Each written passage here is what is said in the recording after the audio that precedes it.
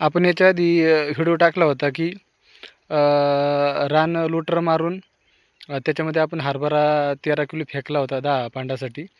आणि त्याच्यामध्ये लगेच आपण लोटर मारून हरभरा फेकून त्याच्यामध्ये डायरेक्ट सरी काढली होती न का करता.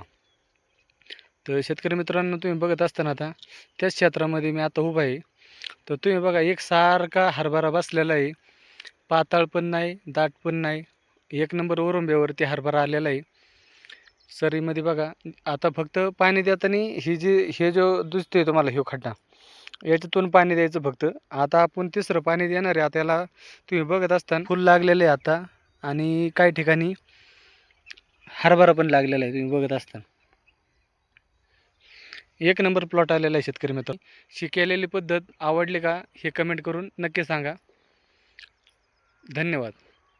आपल्या कामाचा माणूस या यूट्यूब चॅनलला लाईक आणि सबस्क्राईब करायला विसरू नका. शेतकरी मित्रांनो, व्हिडिओ करण्यामागचं कारण एकच आहे. बऱ्याच शेतकऱ्यांनी मला विचारलं होतं की असं जर उताराच्या जमिनीवर केलं तर चालेल का?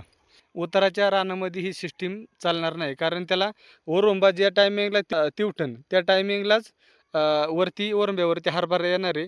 डाळाच्या रानामध्ये सरीनेच पाणी पळणार आहे. हे जे दिसते ना, हे सरीने पाणी पळन आणि ओरंबा वल्ला होणार.